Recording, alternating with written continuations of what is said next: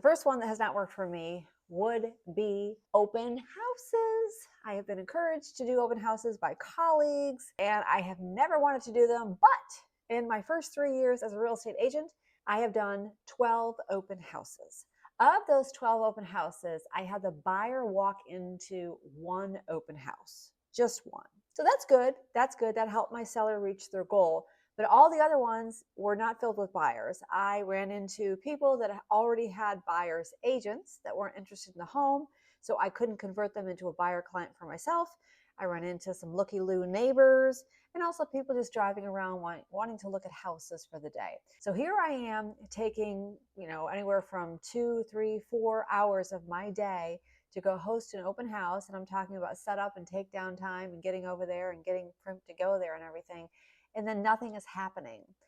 When I became a real estate agent, I realized that I was going to be my own boss. And if I don't see ROI, return on investment for my time, I have to course correct. Just like we tell our sellers to course correct if they need a price reduction, same thing here as business owners. If something is not working and you've given it a decent amount of time and it's not yielding your results, well, it's time to course correct. And that's what I'm doing this year with open houses. I'm not doing them anymore. I'm not able to find the buyer for my sellers, and I'm not able to convert any buyers for myself. I don't understand why I would be there then if I'm not getting results. Not doing those anymore and feeling very good about that. The second method of lead generation that I am parting ways with, and this one might be more temporary, is my email newsletter. I have not seen any results, and I want you to know that I sent out a newsletter consistently for 24 months. I put valuable market data in the newsletters. I curated them all myself. I didn't use AI or an assistant, and they took a lot of time to put together. Market data, a lot of cute graphics, some fun stories, recipes, that kind of thing to make them interesting to read. And interestingly enough, I did have a very good open read receipt rate, if you will. My rate was about 35 to 40%. So people were reading my newsletter, but nobody was calling me to hire me to help them buy or sell property.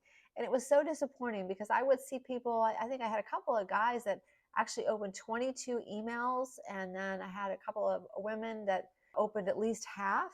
And then I would go and I would be following up with phone calls every now and then, maybe twice a year, because I knew they were far off in the distance, or at least they told me.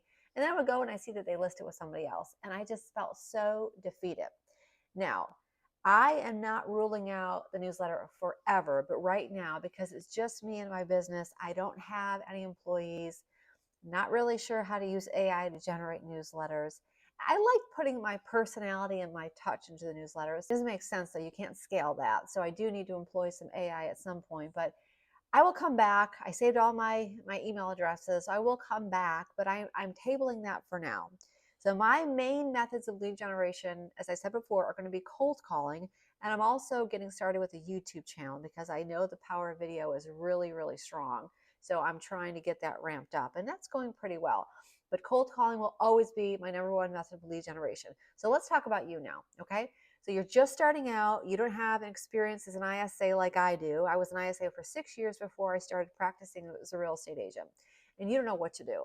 Well, I care about you. I want you to be successful. And I've put together a playlist of 8 videos on this channel, how to call for sale by owners. And I take you from the importance of calling them. I take you to setting up my own system, my little tracker that I put together on a Google Doc. There's nothing fancy to it. I show you my scripts. I do some mock cold calls. And, I've got live calls here on the channel. You can check out those as well. But I don't want you to have to spend any money to learn how to call a for sale by owner seller that you see on Zillow. I don't want you to spend a dime, either with me or buying data.